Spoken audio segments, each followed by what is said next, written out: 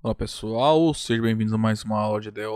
Sou o professor Anderson Martinhão e hoje a gente vai ter uma aula que, assim, basicamente não é uma aula de EDO, vai ser uma aula mais de álgebra linear, tá? A ideia, a gente vai tratar de tentar identificar quando que um conjunto de funções, todas definidas ali em um intervalo i, tá? Quando que um conjunto de funções desse tipo é LI, tá? Por que que a gente vai tratar desse problema? Então, a ideia é a seguinte: nós vamos ver aí nas próximas aulas o seguinte problema, né? De encontrar a solução de uma EDO linear de ordem n.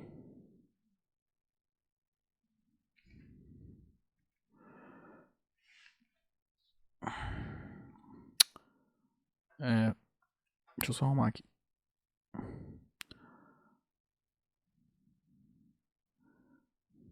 Então, considerei uma EDO linear de ordem n.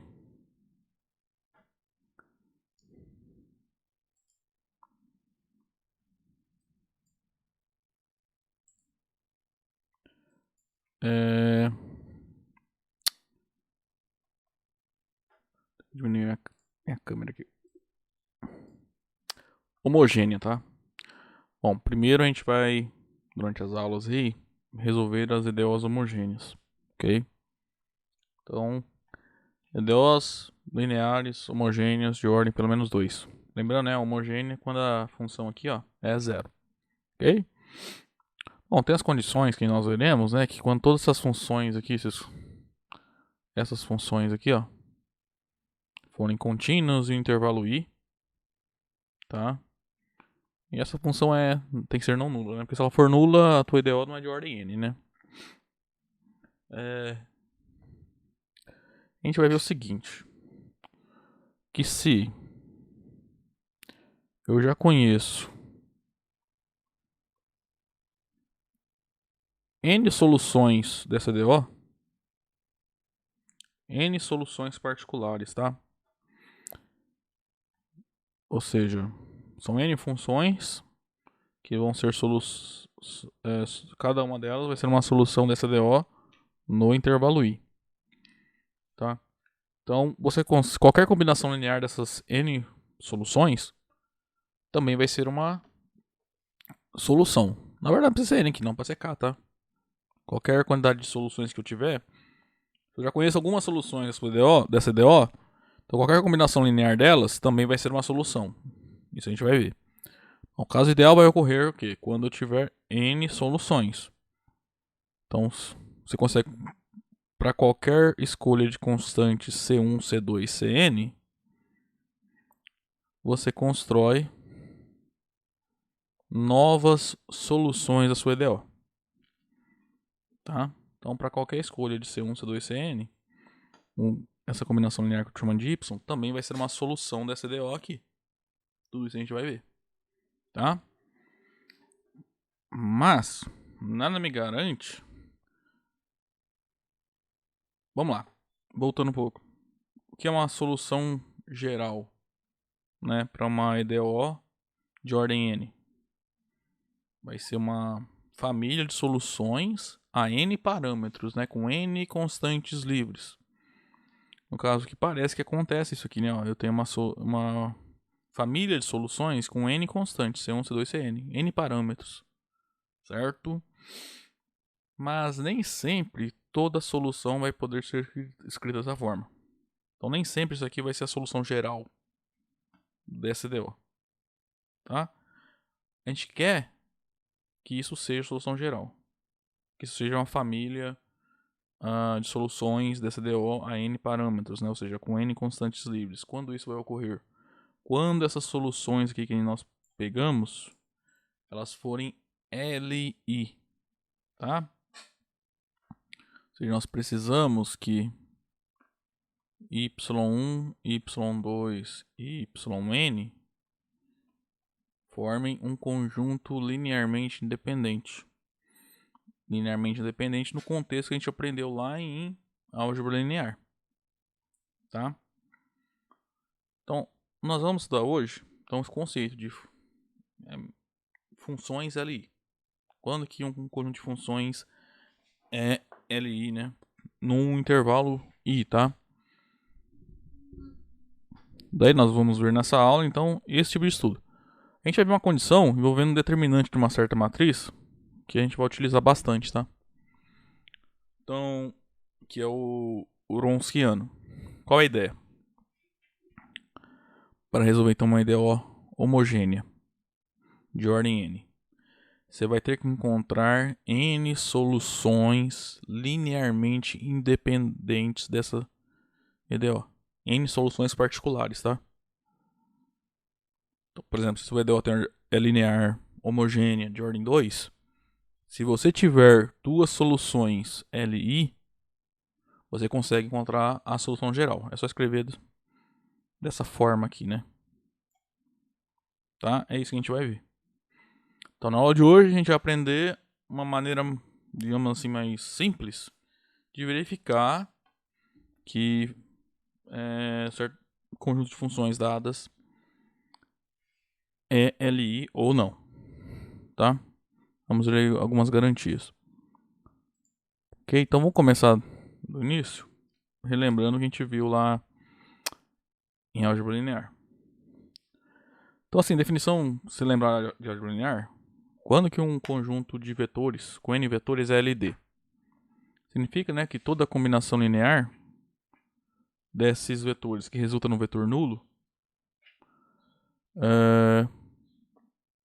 quer dizer, você consegue, né, uma combinação linear desses vetores que com nem todas as constantes sendo iguais a zero que resulta no vetor nulo.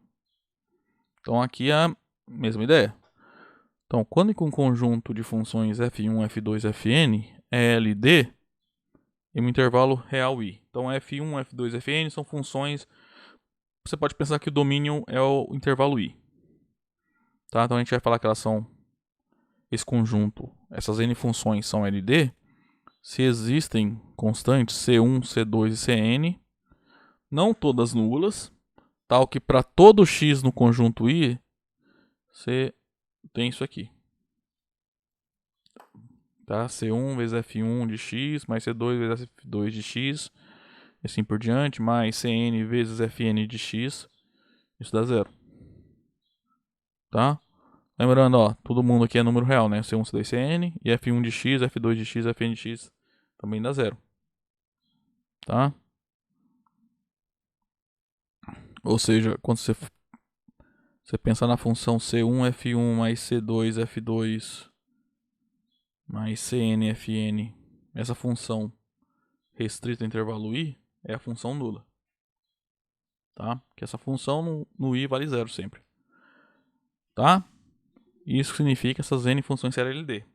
Ó, é claro, se eu pegar todo mundo igual a zero, isso aqui é verdadeiro. Né? Que vai ficar 0 F1 mais 0 F2 e assim por diante vai anular o lado esquerdo. Mas quando ela é LD, quer dizer que existe uma outra solução para essa equação. Uma em que nem todos os escalares aqui, os CI, são iguais a zero. Se tiver, tá? Tem que ter pelo menos um não nulo.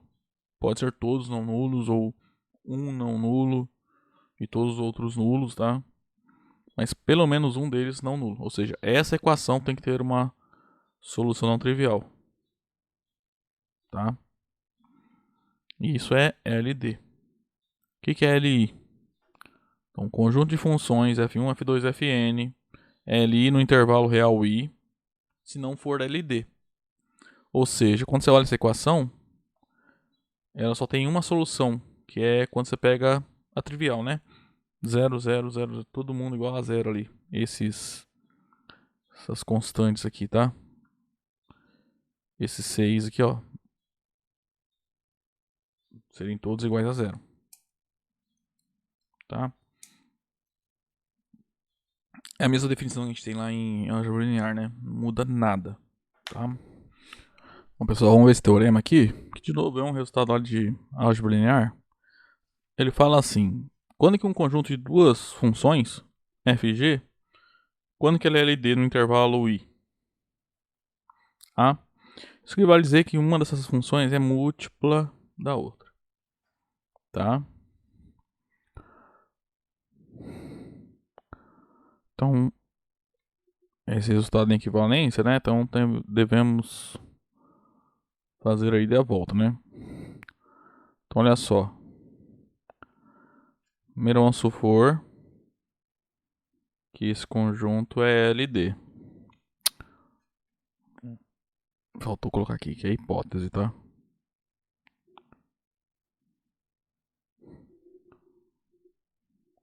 A tese é que uma delas é múltipla da outra, ou seja, ou f é da forma, sei lá, alguma coisa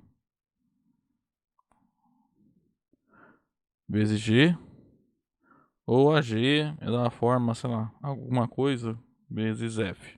Tá? Aqui k e l são números reais, tá? Tá? Então vamos lá.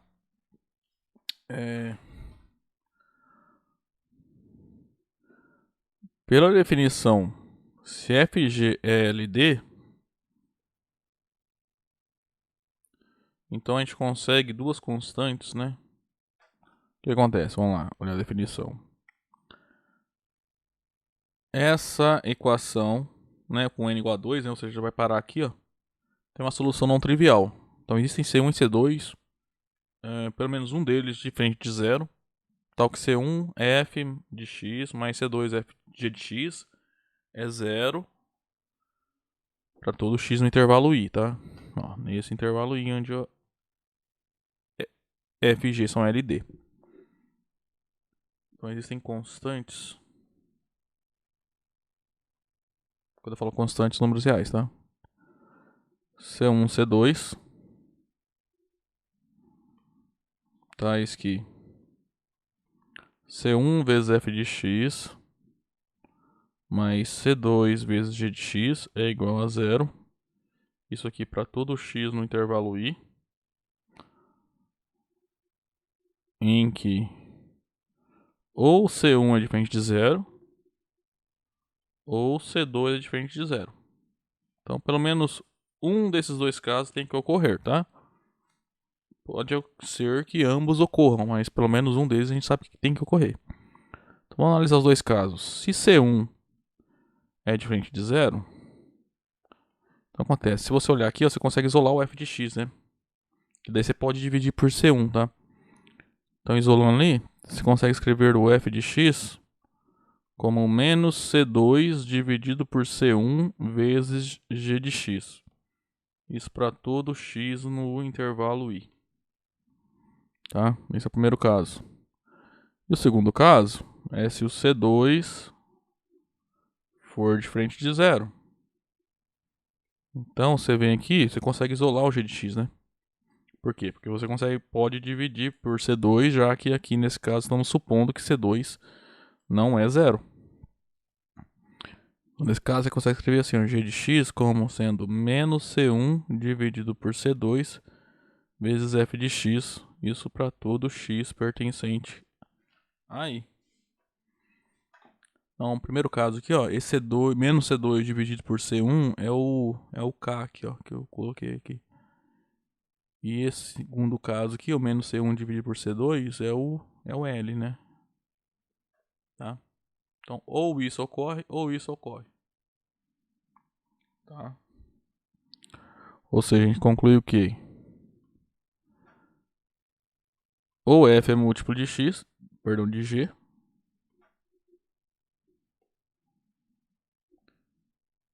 No intervalo i, né? Ou a g é um múltiplo da função f, também no intervalo i. Tá? Então, se essas duas funções são LD, uma é múltiplo da outra. Tá?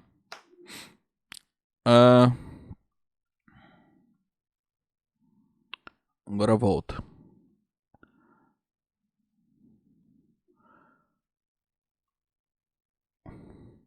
Esse resultado é equivalência, tá? Agora a gente vai supor que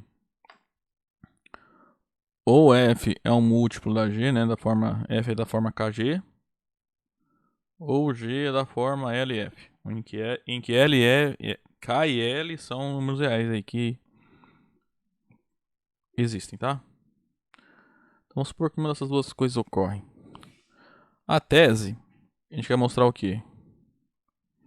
Que FG é linearmente dependente. Ou seja, eu tenho que mostrar que uma equação desse tipo aqui, ó, tem solução não trivial, tá?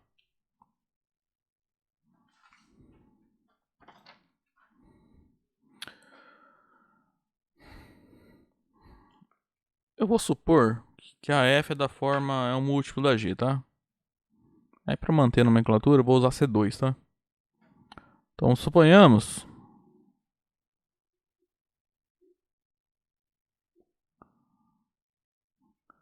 que existe um número real C2 tal que o f de x é igual a C2 vezes g de x, isso para todo x no intervalo i. Então olha só o que ocorre aqui. Vamos fazer essa combinação linear aqui, ó. Menos 1 vezes f de x mais C2 vezes g de x, tá? Então esse aqui é o meu C1, tá? Meu C1 é menos 1. Por quê? Porque essa é uma combinação linear que vai dar o vetor nulo. Olha só. Então isso vai ficar menos f de x, né? Mais f de x. Por quê? Menos 1 vezes f de x dá menos f de x. E o C2g de x é o f de x. Tá aqui, ó. Tá? Então isso aqui dá 0. Ou seja, a gente encontrou uma solução para a equação desse tipo aqui, ó, em que nem todas as constantes são nulas, tá? Aqui o C2, ele pode ser 0, tá? Não sei. Mas com certeza esse C1 que a gente pegou é menos 1, que não é 0. Tá? Então tem uma solução não trivial para essa equação. Isso independente, né, do x que eu escolho. Que menos f de x mais f de x sempre vai dar 0, independente do x que eu escolha no intervalo i. Tá? Logo, o que a gente acabou de provar é que esse conjunto é linearmente independente. Tá? Com isso a gente encerra aí a demonstração. Bom, pessoal, vamos fazer alguns exemplos agora. Vamos provar aí que alguns conjuntos de funções são LD ou LI, tá? Então, primeiro, ó, vamos pegar a função f de x igual ao seno de 2x e a função g de x igual a seno x cosseno x. Vamos provar que elas são LD nesse intervalo, ou seja, em todos reais, tá? Ou seja, tem que mostrar que para todo x eu consigo uma combinação linear não trivial dessas duas funções, né? Ou seja, em que nem todas as constantes sejam nulas, tal que o resultado dessa combinação linear é 0, independente do x escolhido, tá? Ó, aqui a gente vai ter que usar uma identidade trigonométrica, essa aqui, ó, que o seno de 2x é 2 vezes seno x vezes cosseno x, tá? Então vou precisar disso aqui, tá?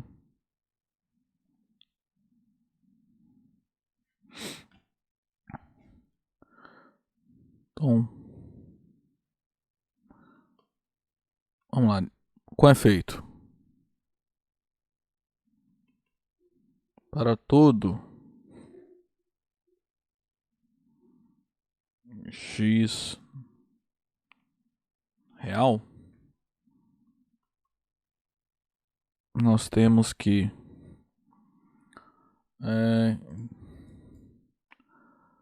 então no caso, assim, A gente já vou dar direto, tá? Quem são as constantes?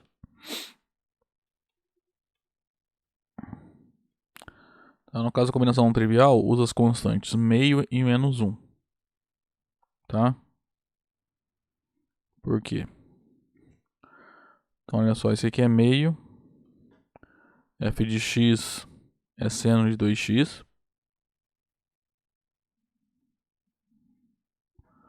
Aí, g de x é seno x cosseno x.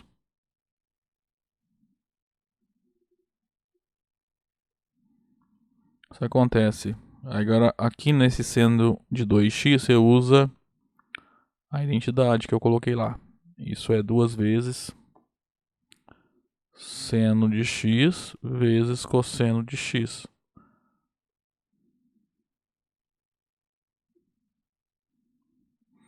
Aí, ó, 2 dividido por 2 dá 1.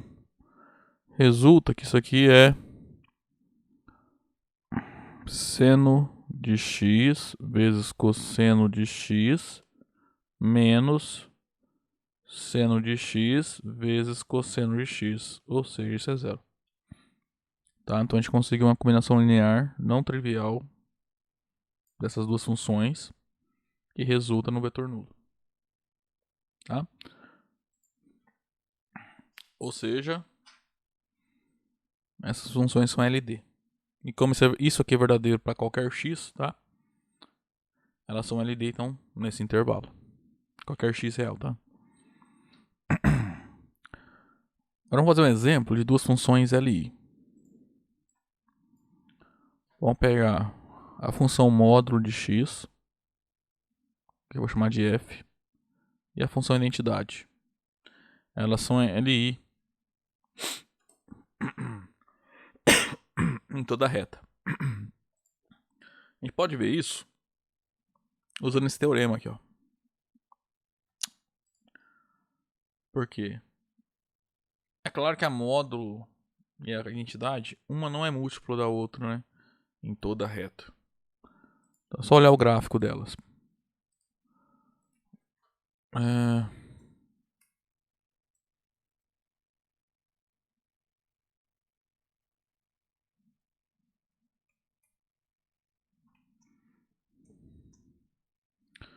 Então tá aqui a função módulo. Em vermelho aqui é o gráfico da função g, né? Que é a identidade. Ó, claramente, em toda a reta, uma não é múltiplo da outra. Tá? Elas coincidem na parte não negativa. Tá? E na parte negativa, uma é oposto da outra, né? Uma é menos a outra. Tá? Elas são múltiplas no intervalo menos infinito zero, né? Aberto no zero. E também são múltiplas no intervalo zero mais infinito. Olhando pro gráfico a gente consegue ver. Na verdade, de zero mais infinito, né? Fechado ali no zero. Nesse intervalo são iguais. Tá? Tipo, você pode escrever a f igual a 1 vezes g de x. E no intervalo ali nos negativos, a f é menos g de x. Mas se eu considerar todo o intervalo da reta, né? Intervalo menos infinito mais infinito, elas não são múltiplas. Tá? Só olhando o gráfico a gente consegue perceber isso. Agora, se eu quiser fazer uma demonstração analítica, vamos fazer assim. Eu vou pegar uma solução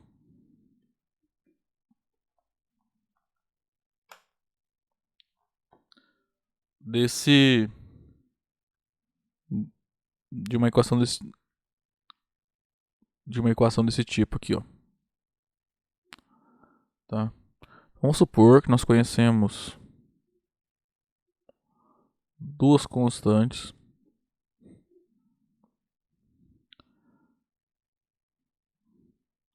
tais que C1 vezes f de x mais C2 vezes g de x é igual a zero. Isso para todo x no intervalo dado. Tá?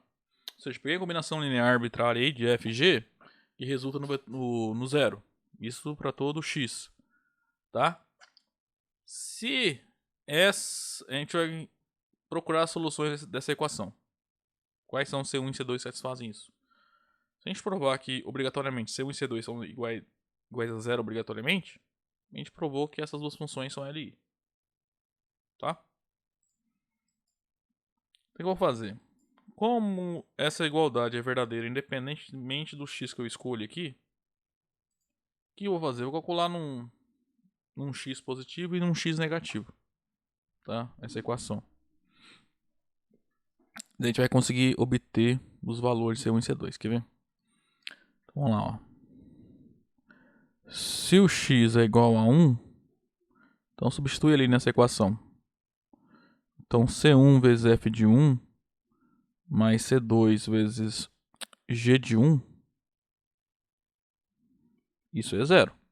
A gente sabe que isso é zero independente do x que eu escolha. Só que o f de 1 é módulo de 1. E o g de 1 é 1. Módulo de 1 é 1, né? Então isso aqui vai nos garantir que C1 mais C2 é igual a zero. Agora vamos calcular. Vamos ver o que acontece no menos 1. No menos 1. Tá? A gente sabe que se o x for menos 1 também tem que dar zero, né? Então se x é igual a menos 1,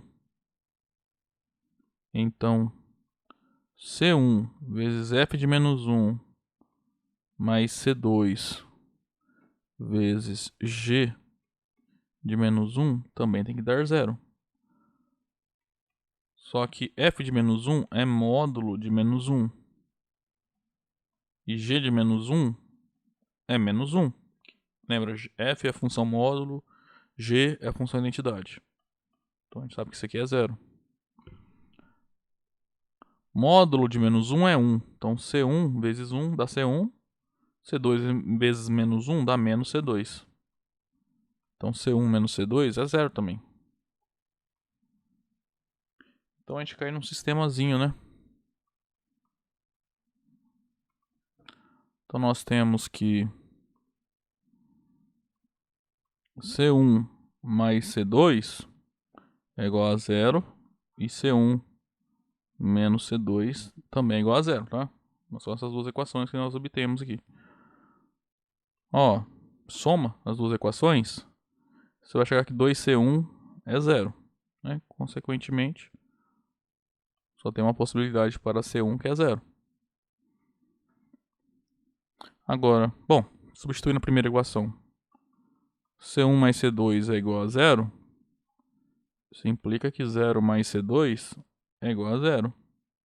Consequentemente, C2 também tem que ser igual a zero. Então, a única possibilidade disso aqui ser verdadeiro para todo x real é que ambos C1 e C2 sejam iguais a zero. Ou seja, a única solução para essa equação aqui, ó, que eu vou pintar de azul, tá? Nesse intervalo todo aqui, é quando C1 e C2 forem iguais a zero. Ou seja, F e G são L e I naquele intervalo.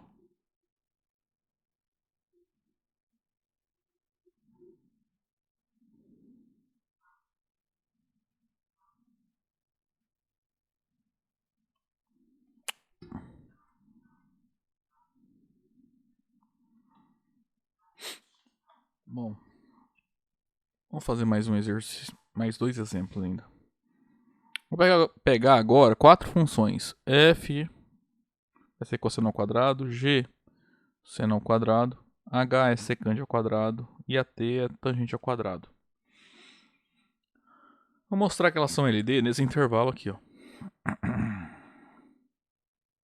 Tá?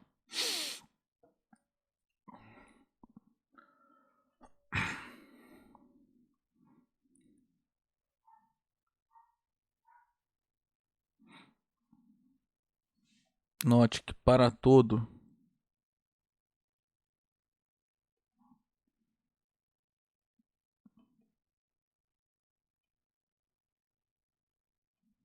para todo x nesse intervalo, temos... Vou pegar as seguintes constantes. 1, 1, menos 1 e 1. Vamos fazer a combinação 1f de x mais 1g de x mais menos 1h de x mais 1t de x. Vamos mostrar que independente da escolha do x, isso aqui é zero.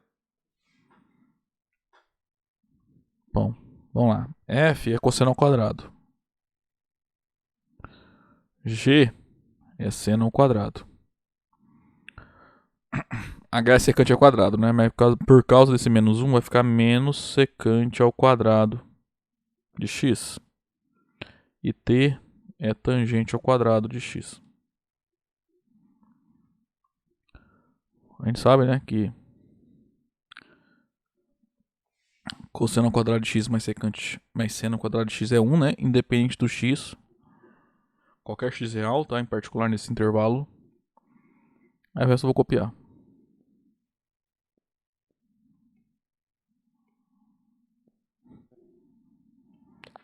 Bom, se você quiser usar aqui que 1 mais tangente ao quadrado de x é secante ao quadrado de x, aí você vai zerar, né? Tá? 1 mais tangente ao quadrado de x dá secante ao quadrado. Tá? Mas vamos fazer a conta, vai. Já que a gente tá aqui, né?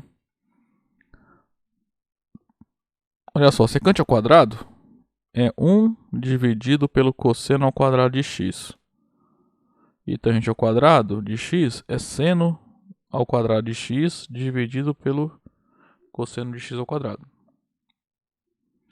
Para ficar mais fácil as contas, eu vou escrever 1 como cosseno de x ao quadrado dividido pelo cosseno de x ao quadrado. Vou copiar o resto.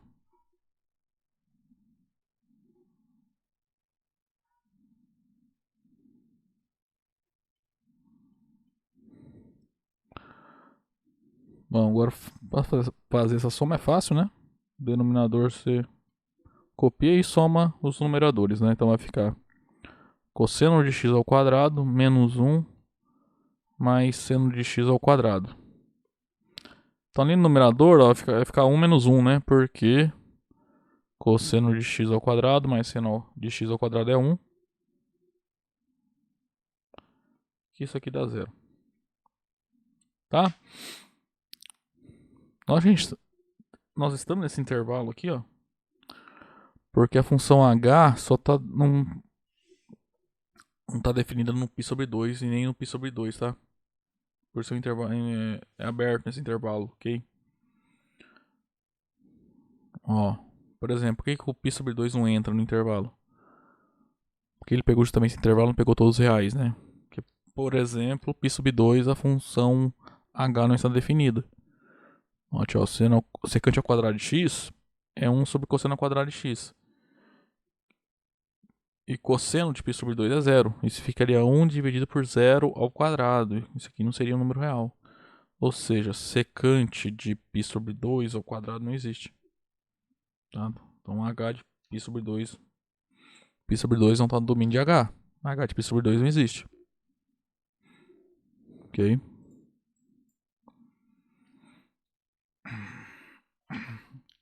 Último exemplo aí também simplesinho. Vou mostrar que essas 4 funções aqui, ó, são LD. Isso para x positivo é porque a gente tem a raiz quadrada de x ali, né? E aqui as constantes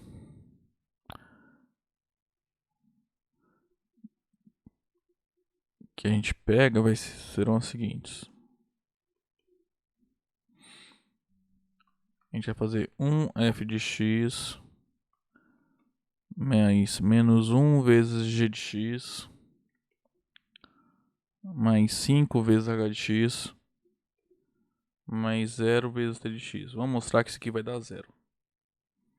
Então aqui, ó, note que as constantes que nós pegamos é 1, menos 1, 5 e 0. Tá? que acontece? Tem uma constante nula.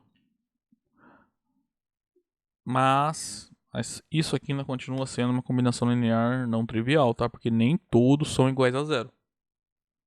Tá? Então, só provar que isso aqui dá zero, eu provei que as 4 funções são LD, tá? Olha só. F de x é raiz quadrada de 5. Raiz quadrada de x mais 5. Vezes 1, né? Dela própria. G de x é raiz de x mais 5x. Aí tem que multiplicar por menos 1. Tá? Então vai ficar menos raiz quadrada de x menos 5x. A gente multiplica por 5. H é x menos 1. Então vai ficar 5x menos 5. E 0 t de x é 0, né? Então se você olhar aqui, ó, raiz de x menos raiz de x, 5 menos 5, 5x menos 5x. Então isso aqui dá 0. Vamos para todo x nesse intervalo. Isso aqui é uma combinação linear que resulta no vetor nulo. Tá? Portanto, essas funções formam um conjunto LD. FGHT é LD, tá? Nesse intervalo.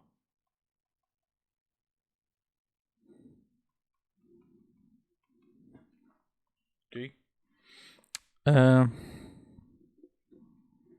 Então note que para mostrar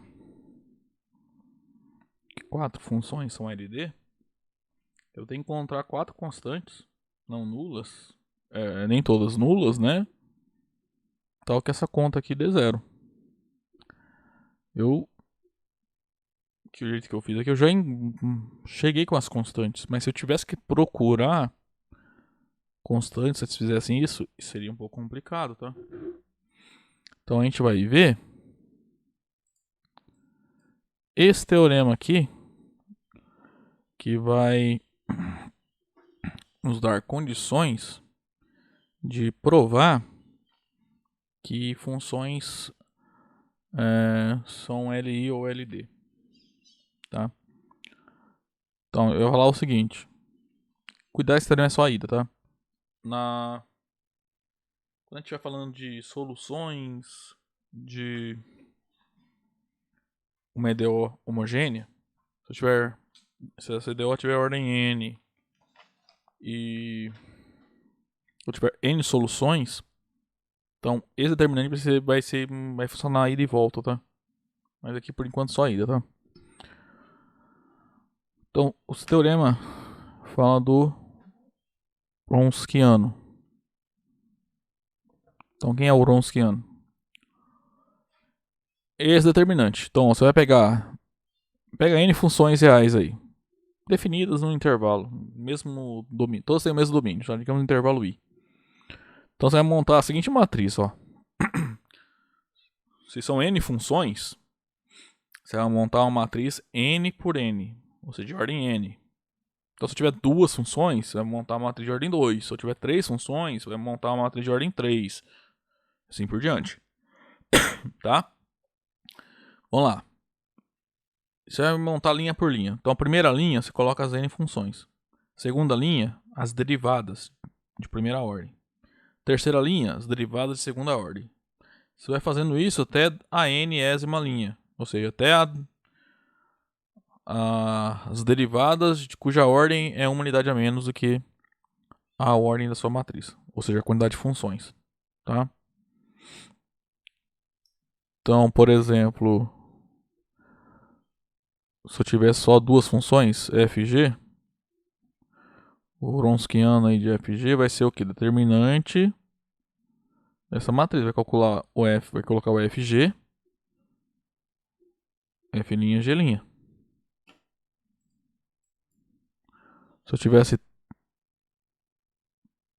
3 funções fgh, Wronskiano vai ser esse determinante aqui, ó. Primeira linha se coloca as 3 funções fgh, segunda linha as respectivas derivadas, terceira linha as derivadas de ordem 2. E assim por diante. Tá? No final, quando você calcular o determinante, isso aqui é uma função. Tá? Você vai ter a função, por exemplo, aqui, ó. F vezes G' menos F' vezes G.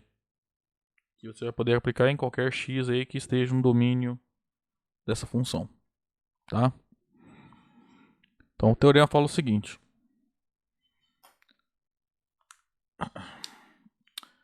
Pega N funções reais. Tá?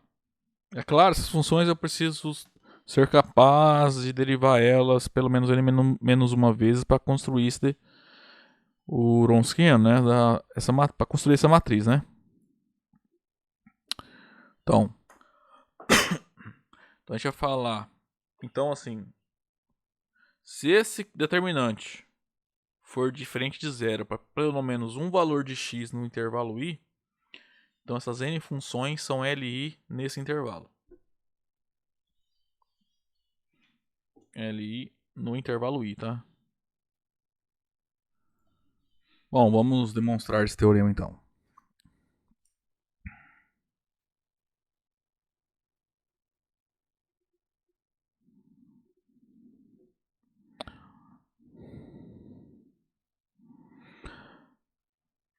Então, olha só. A hipótese é que esse Wronskiano é diferente de zero para algum elemento no intervalo i, tá? Eu vou chamar esse elemento de x0, tá? Só que antes, eu vou provar esse teorema para n igual a 2, tá? Igual tá no livro. A gente vai só dar uma ideia da demonstração, tá?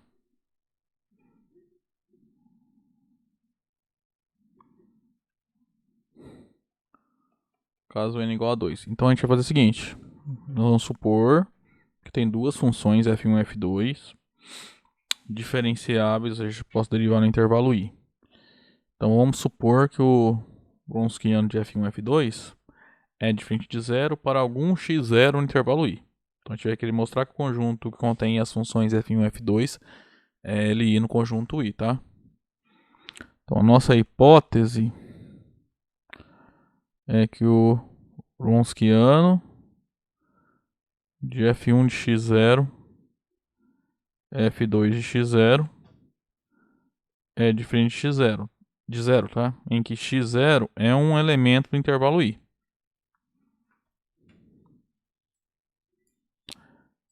Essa é a hipótese. A tese é que as funções f1 e f2, né, formam um conjunto linearmente independente. A gente vai fazer demonstração por absurdo. Ou você pode pensar assim, já provar pela contrapositiva. Vamos supor que a tese é falsa. A gente vai mostrar que a hipótese também é falsa. Lembra lá de fundamentos, né? O condicional P condiciona Q, ele é equivalente à sua contrapositiva, né? Não Q condiciona não P. Tá? A hipótese é o P, né? E a tese é o Q. Tá?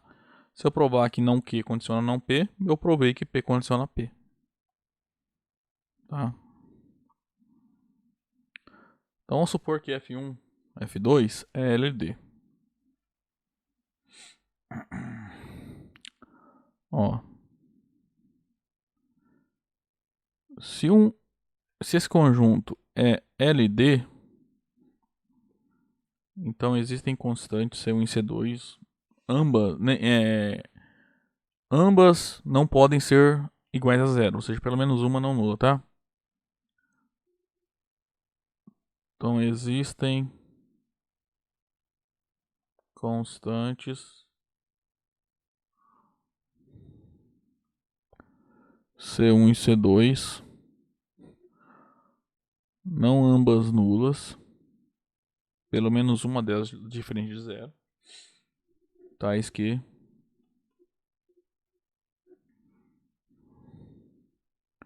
C1 vezes F1 de x mais C2 vezes F2 de x, isso é igual a zero para todo x no intervalo i. Tá? É claro que eu estou supondo LD no intervalo i. no intervalo I, tá? LD nesse intervalo.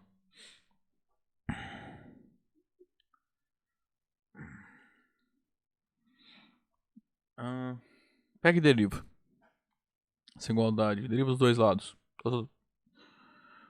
Se essa função é igual a essa, se eu derivar ambas, continua valendo igualdade.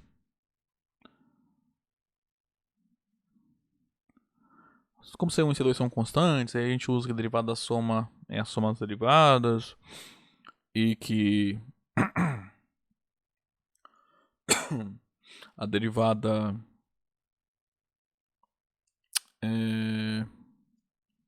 como você tem uma derivada que tem uma constante multiplicando a constante para fora da derivada. Então o lado esquerdo vai ficar assim, ó, C1 vezes F'1 de x mais C2 vezes F2' de x é igual a zero.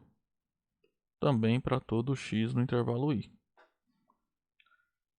Se você olhar então, essas duas equações aí formam um sistema linear. Para cada x que eu escolher, eu vou formar um sistema linear que vai ter C1 e C2 como solução. Esse sistema aqui, ó. Assim, o par C1, C2 é uma solução não trivial, tá? Porque C1 e C2 não são ambos nulos, tá?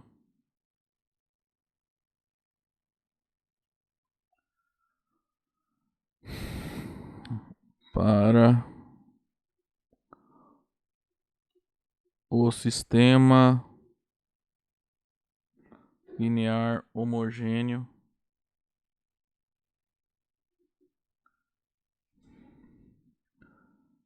F1 de x alfa mais F2 de x beta.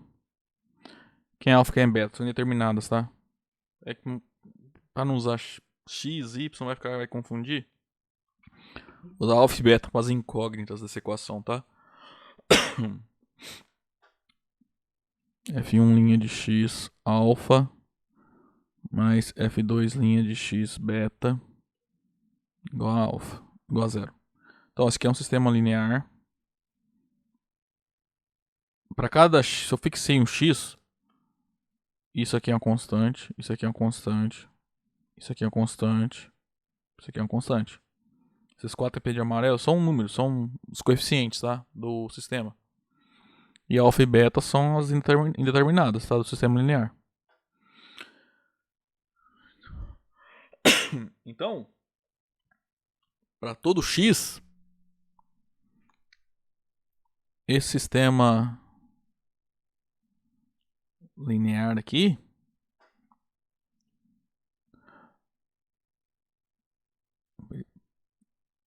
ele tem a solução não trivial. Para todo x de intervalo I, nós temos um sistema que admite uma solução não trivial. Esse sistema ele é linear homogêneo.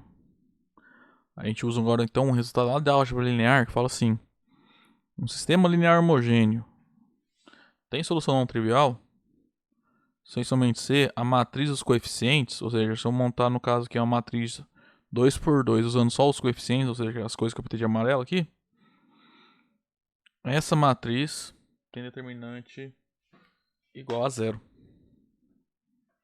Tá? Então, para todo x,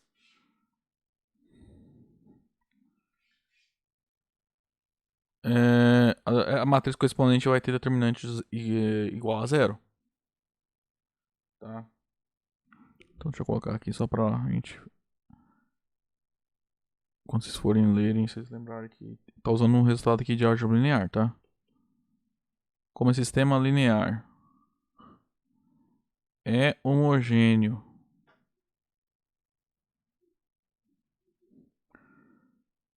e admite solução não trivial. Por que ele admite solução não trivial? Porque se no lugar do alfa eu colocar C1, no lugar do beta eu colocar C2, nos dois, ó, segue disso e disso. Que essas duas, que C1 e C2 são soluções desse sistema. De cada sistema associado a um X, tá? Que para cada X no I que eu variar aqui, eu tenho um sistema. Tá? Peguei um X0 aqui, troquei em todos os X, eu coloco certo X0 do intervalo I. Eu vou ter um sistema tal que C1 e C2 é a solução desse sistema. Se eu trocar o X0 por X1, eu vou ter um outro sistema tal que C1 e C2 é a solução desse sistema. E assim por diante. Como o sistema linear é homogêneo e admite solução não trivial, então eu vou assim, ó, segue de um resultado lá de álgebra linear. Lá no início do estudo da álgebra linear, quando a gente vê a parte de sistemas, determinantes, lá, quando a gente está estudando determinantes, a gente vê esse resultado, tá?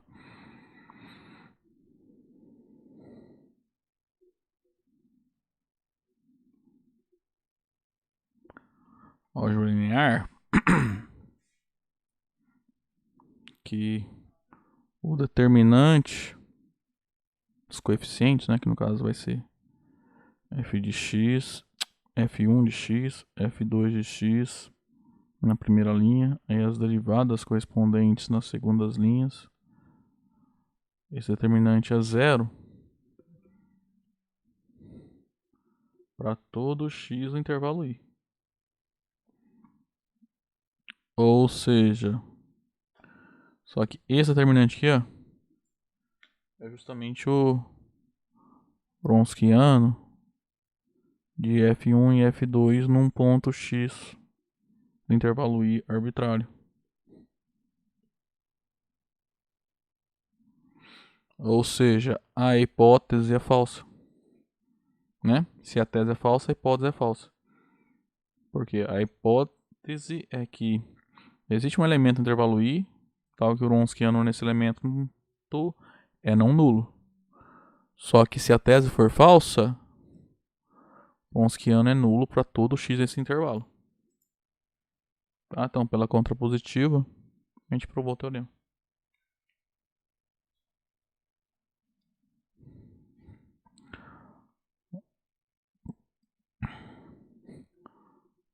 Tá, assim o teorema está provado pela contrapositiva.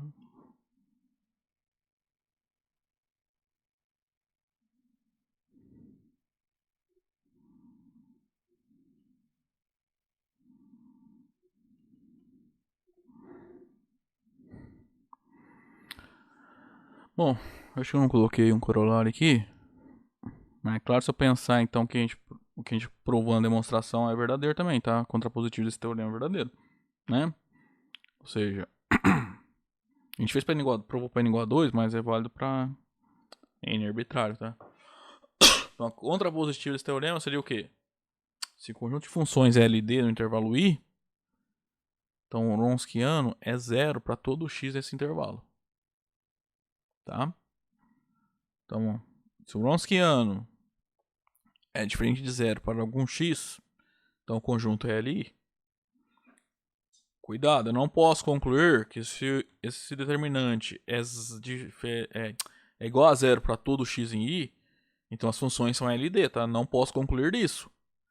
Esse teorema direto só serve para concluir que funções são LI. Tá? Bom, gente, agora nós faremos mais alguns exemplos, né, para encerrar. Vamos lá. Primeiro eu vou mostrar que essas duas funções aqui, ó, são LD. Tá? A gente não pode usar esse teorema para provar que duas funções são LD, tá? Porque se o Wronskiano é diferente de zero para algum i, então as funções são LI. É só isso que eu posso concluir, tá? Não adianta, sei lá, provar que o Wronskiano dá zero e concluir que elas são LD. Não vale, tá? O que a gente vai poder usar é o quê? Se a gente souber que as funções são LD, a gente pode concluir que esse determinante é zero, sem calcular o determinante, tá? Então aqui, para provar que essas duas funções são LD em toda a reta, não adianta, tem que fazer a combinação linear não trivial que resulta no vetor nulo, tá? No caso, vamos pegar os constantes menos 2 vezes f de x e 1. Tá? Então multiplica g por 1. Vamos fazer essa conta. F de x é seno de x ao quadrado. A g de x é 1 menos o cosseno de 2x. Ó, nesse exemplo eu vou usar algumas relações trigonométricas. Vou colocar elas todas aqui já, tá? Então a gente vai precisar que o seno de 2x ele é 2 vezes seno x cosseno x. A gente já usou antes isso aqui, né? O cosseno de 2x é cosseno ao quadrado de x menos seno ao quadrado de x. Seno x ao quadrado, tô falando o contrário, né? Também a identidade fundamental, que seno de x ao quadrado mais cosseno de x ao quadrado é igual a 1, tá? Essas três relações trigonométricas a gente vai usar. Então vamos usar a segunda já aqui, ó. Cosseno de 2x é cosseno ao quadrado de x, cosseno de x ao quadrado menos seno de x ao quadrado. Então isso aqui fica menos 2 vezes seno ao quadrado de x mais 1 menos cosseno de x ao quadrado menos seno de x ao quadrado.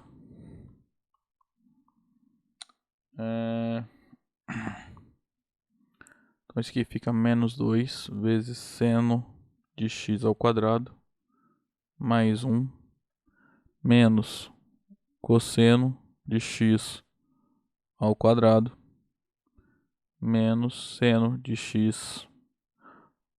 Aqui é mais seno de x ao quadrado. Bom, se eu somar esses dois, né? Vai ficar menos seno de x ao quadrado, tá?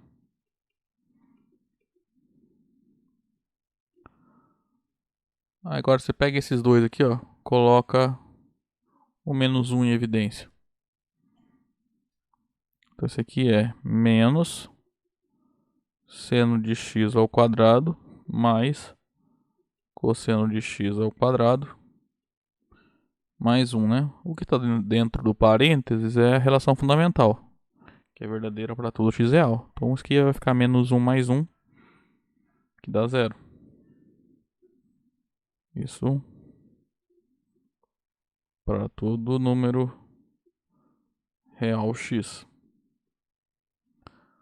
Ou seja, a gente mostrou que existe uma combinação linear de f e g não trivial que resulta no vetor nulo, no zero, né, no caso aqui. Então, f e g são LD.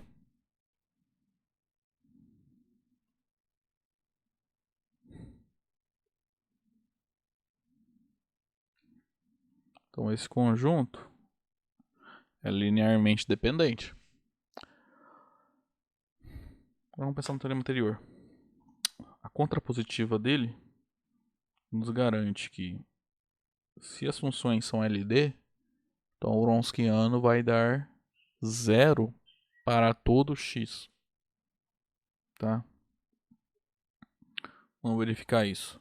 Tipo, já posso concluir isso, tá? Não vou fazer essas contas só para confirmar, tá? Daí também a gente vai treinando o cálculo do Wronskiano. Então, ó, pelo teorema anterior,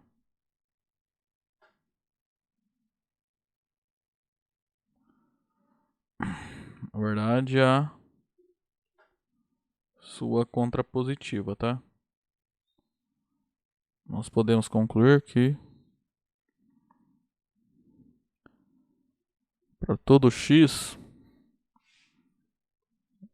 o Wronskiano é 0. Caso o intervalo é toda a reta, tá? Vamos verificar isso. Vamos fazer essa conta aqui e mostrar que realmente dá 0, tá? Então, ó. Note que... Então, por exemplo, se fosse um exercício, pedisse assim... não que tá pedindo aqui mesmo. Pedisse para mostrar que isso aqui é verdadeiro para todo x real. maneira de fazer seria mostrar que essas duas funções são LD, igual eu acabei de fazer. Tá? Mas note que mostrar que duas funções são LD, mesmo duas, não é tão fácil não, tá? Eu tive que bater a cabeça um pouquinho aqui pra achar os números, tá? Que daria certinho zero, tá? Não é assim trivial, não. É mais fácil fazer o contrário, tá? Calcular o Wronskiano para provar que duas funções são LI. Tá? Poderia só fazer a conta lá e jogar na matriz e calcular o determinante, né? Que vai dar uma conta. Para calcular o W de fg, eu preciso das derivadas, tá? Então vamos derivar primeiro f de x. Então f de x é seno de x ao quadrado. Então, pela regra da cadeia, isso é duas vezes a derivada do seno de x.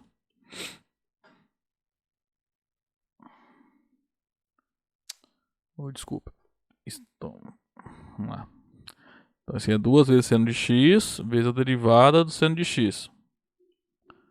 Derivada do seno é cosseno, né? Então fica 2 seno x cosseno x. Aqui, ó, já para ajudar a minha vida, eu vou usar essa primeira relação fundamental aqui, ó. Aquilo lá é seno de 2x, tá? Se você quiser colocar na matriz depois isso aqui, pode pôr, tá? Não tem problema não. Você vai ter que fazer isso aqui, vai ter que trocar por isso aqui depois para dar certo. Vamos derivar g. G é 1 menos o cosseno de 2x. Então vamos derivar isso aí, né?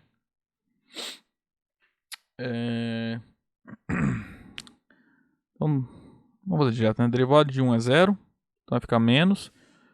Derivada do cosseno é menos o seno de 2x vezes a derivada de 2x. Então, isso vai ficar duas vezes o seno de 2x. Tá, esse menos cancela. Com esse menos vai dar 1, né? Esse 2 aqui é a derivada de 2x, tá? Então, em um ponto x, em um número x arbitrário, o Wronskiano de fg vai ficar assim, ó. É o determinante da matriz. Vamos colocar a fórmula aqui. Então vai ficar fg, f' de x, g' de x. Então no nosso caso, isso aqui é igual ao determinante, vamos lá. F é seno de x ao quadrado. F' vai ficar embaixo, né? É seno de 2x. A g é 1 menos cosseno 2x.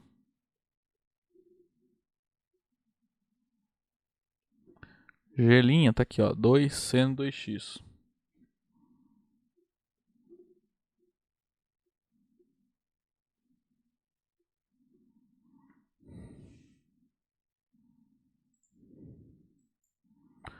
Bom,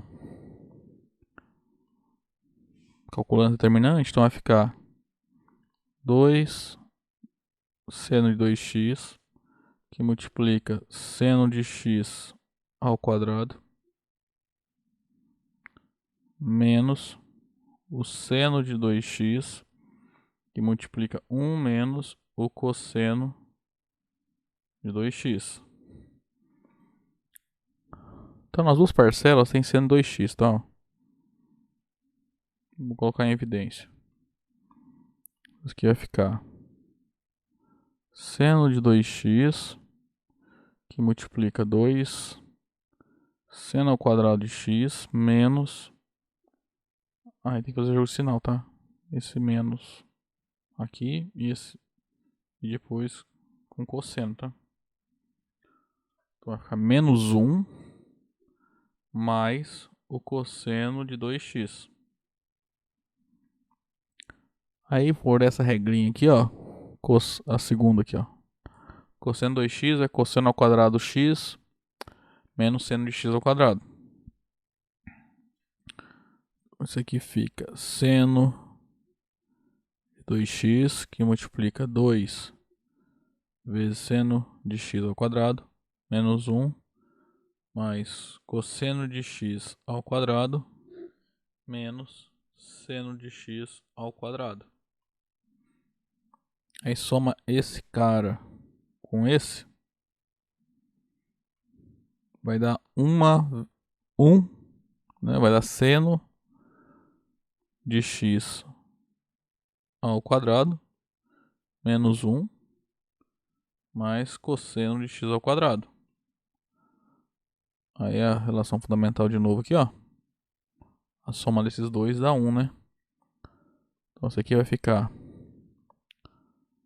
seno de 2x vezes 1 menos 1, que vai dar 0, né?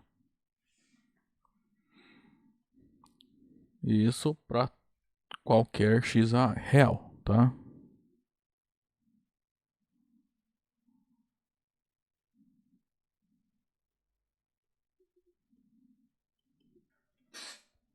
Bom, a gente já sabia que ia dar 0, né? Porque a gente provou antes que essas duas funções são LD, tá?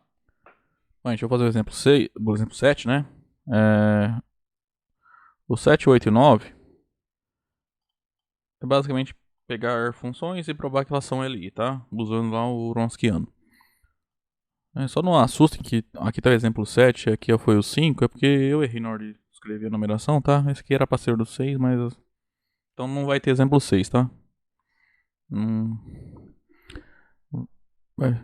Vai ser do 5 pro 7 mesmo, tá? Então vamos lá. Eu tenho duas funções aqui, ó.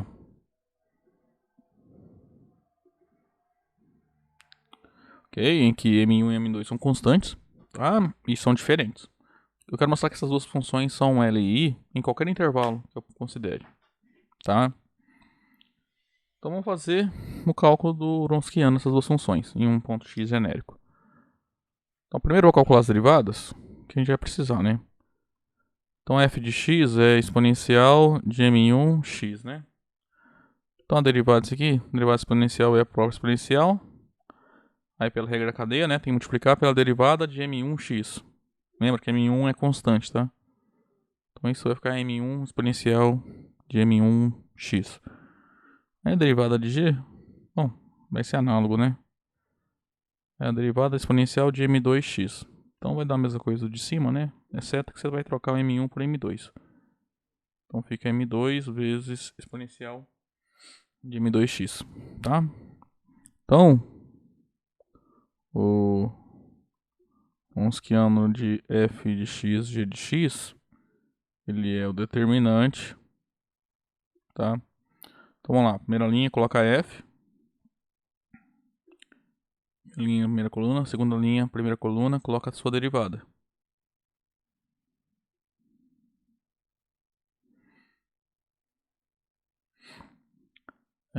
Segunda coluna, coloca g e a derivada de g, né? Então vai ficar exponencial m2x.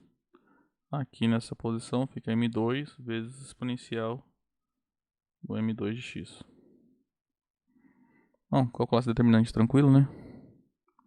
Então vai ficar produto aqui diagonal principal.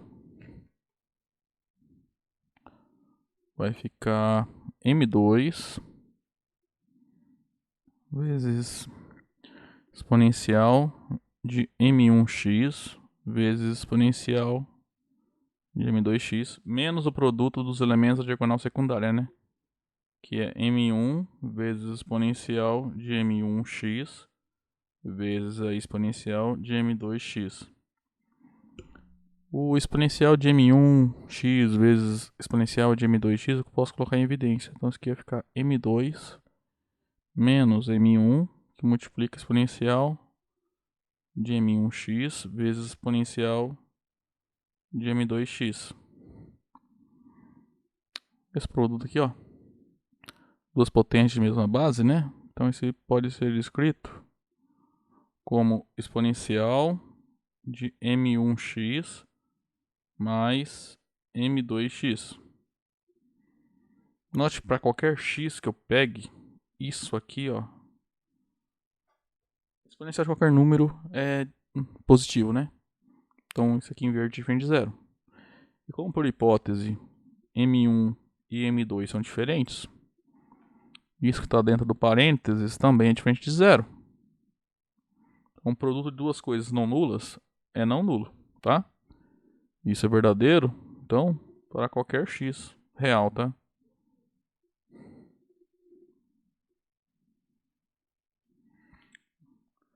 Então, para todo x real, o Wronskiano ali vai ser diferente de zero. Então, qualquer intervalo real que eu pegue, o Wronskiano de qualquer valor ali desse intervalo é diferente de zero. Portanto,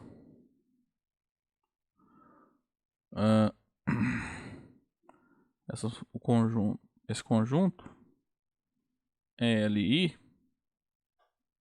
em todo intervalo real I, tá?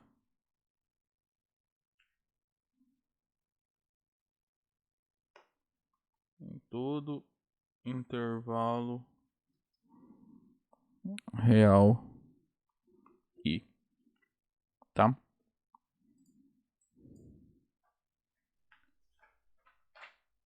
Aí os próximos dois exemplos são análogos, tá? Eu dou as funções, a gente usa o Wronskiano mostrar que elas são LI em qualquer intervalo real. Então aqui, ó, f e g são duas funções, tá? Alfa e beta são números reais fixos, tá? E beta é diferente de zero. Vou mostrar que elas são LI em qualquer intervalo, tá? Como são duas funções, para fazer o Wronskiano vai aparecer até a derivada de ordem 1, né? Então vamos calcular primeiro a f' de x e depois a g' de x. Então f é exponencial de alfa x vezes o cosseno de beta x. Aqui é um pouquinho trabalhoso, né? Porque eu tenho que derivar um produto de duas funções que dependem de x. Então isso vai ficar a derivada da exponencial de alfa x vezes o cosseno de beta x mais a exponencial de alfa x vezes a derivada do cosseno de beta x, tá? Derivada do produto, tá? É a derivada do primeiro vezes o segundo mais o primeiro vezes a derivada do segundo. Derivada exponencial é para o exponencial, né? Aí aparece um alfa aqui, né? Por causa da regra da cadeia, né? Vai ficar exponencial de alfa x vezes a derivada de alfa x, que é alfa. Aí vezes o cosseno de beta x. Aqui tem. Então vamos lá. Mais. Aqui fica exponencial de alfa x. Vamos lá. Derivada do cosseno é menos seno. Então vai aparecer um menos aqui. Então vai ficar seno de beta x vezes a derivada de beta x. A derivada de beta x é beta. Então vou pôr esse beta aqui, tá? Acho que eu posso colocar o exponencial de alfa x na evidência. Então aqui vai ficar exponencial de alfa x que multiplica alfa cosseno de beta x menos beta vezes seno de beta x. Tudo isso aqui é o f', tá? Bom, g' é algo análogo, né? É exponencial de alfa x seno beta x. Então g' de x é exponencial de alfa x vezes o seno beta x. Só confirmar aqui as contas, tá? Então de novo, ó, derivada do produto. Vamos lá, derivada exponencial de alfa x vai ficar alfa vezes exponencial de alfa x, aí vezes seno de beta x, aí então vai ficar exponencial de alfa x, aí derivada do seno de beta x. Derivada do seno é cosseno de beta x, aí pela regra da cadeia, tem que multiplicar pela derivada de beta x, que é beta. Tá? Só lembrando que esse menos aqui, ó, veio do derivado do cosseno é menos seno, tá? E a derivada aqui do seno é cosseno, por isso que continua mais, tá? Aí aqui de novo eu coloco o exponencial de alfa x em evidência. Se não quisesse colocar, não precisa, tá? Só para simplificar as contas. Mais beta vezes cosseno de beta x. Então isso aqui é a gelinha.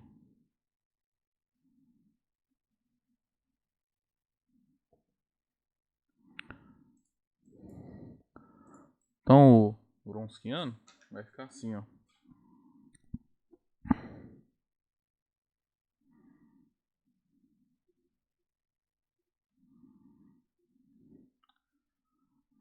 Vou ter que fazer aqui embaixo, porque eu acho que não vai caber ali não. É o determinante. Então vamos lá. Na posição 1, 1 tem a f, que é exponencial de alfa x vezes o cosseno de beta x. A derivada da f que a gente calculou ali é exponencial de alfa x que multiplica alfa cosseno de beta x menos beta seno de beta x. Agora na posição 1, 2 é a g, que é exponencial de alfa x cosseno de beta x. E a derivada da g é exponencial de alfa x que multiplica alfa vezes seno de beta x mais beta vezes seno de beta x. Só confirmar aqui. Ali é cosseno. Aqui é cosseno. Cosseno, seno, alfa. Tá, agora dá certo. O que acontece? Você calculou a propriedade determinante que eu vou usar aqui para simplificar, que é a seguinte: você pode colocar em evidência para fora determinante, tem o mesmo número em todas as colunas de uma linha. Então, por exemplo, na primeira linha ó, tem exponencial de alfa x. Então você pode colocar para fora exponencial de alfa x, tá? E na segunda linha também tem um exponencial de alfa x. Então você pode colocar mais um exponencial de alfa x para fora. Então o determinante vai ficar... Você pode simplificar e escrever assim, ó. Jogar dois exponencial de alfa x para fora do determinante, porque é um para cada linha, tá? Se não tivesse um segundo, ia aparecer só um exponencial de alfa x, tá? Para fora. Tá? Se esses azuis aqui não aparecessem, tá? A propriedade de determinantes, tá? Então isso aqui vai ficar cosseno de beta x. Aí segundo aqui fica alfa cosseno de beta x menos beta vezes seno de beta x. Aí vai ficar cosseno de beta x.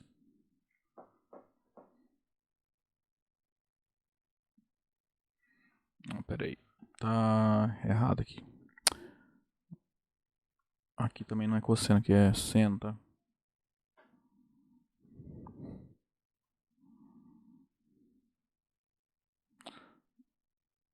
Não, o G tá aqui, tá? Agora tá certo.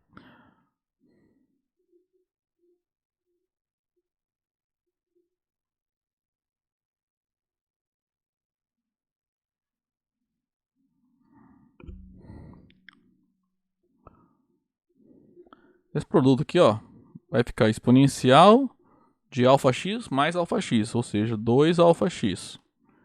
Aí esse determinante vai ficar assim, ó, vamos lá. Produto no diagonal principal vai ficar alfa vezes seno de beta x vezes cosseno de beta x mais beta vezes cosseno de beta x ao quadrado.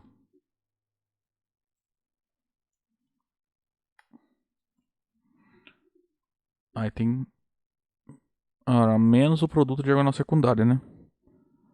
Então vai ficar ainda dentro do parênteses, mas não cabe ali, tá? Vou fazer na linha de baixo. Então fica menos alfa vezes seno de beta x cosseno de beta x mais beta seno ao quadrado de beta x. Deixa eu apagar isso aqui, vou colocar colchete para não confundir.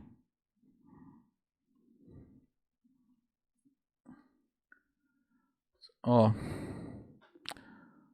esse cara menos esse dá zero, tá? Então isso fica exponencial de 2 alfa x que multiplica esses dois aqui, ó, você coloca o beta em evidência.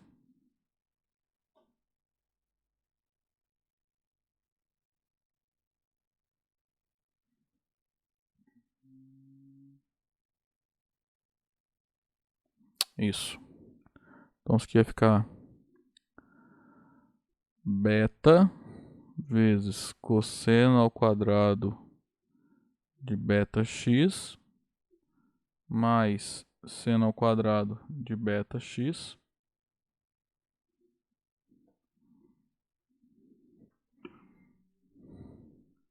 E é por isso que lá na hipótese o beta vem de zero, tá? Vai aparecer aqui, ó, a necessidade dele. Aí, o que está dentro desse parênteses aqui, ó, pela relação fundamental, né? Cosseno ao quadrado mais seno ao quadrado é 1, né? Então vai ficar beta vezes 1. Então isso aqui vai ficar beta vezes a exponencial de 2 alfa x. Isso aqui é diferente de zero para qualquer x. Por quê? Por hipótese, beta é diferente de zero. Exponencial é sempre um número positivo para qualquer x real. Tá? Então, produto de dois números não nulos, o resultado nunca é zero. Isso aqui é diferente de zero para todo x nesse intervalo. Então, teorema lá, né, nos garante que então, o Wronskiano, tá, de fg é diferente de zero para qualquer x. Então, esse conjunto é Li em qualquer intervalo real I.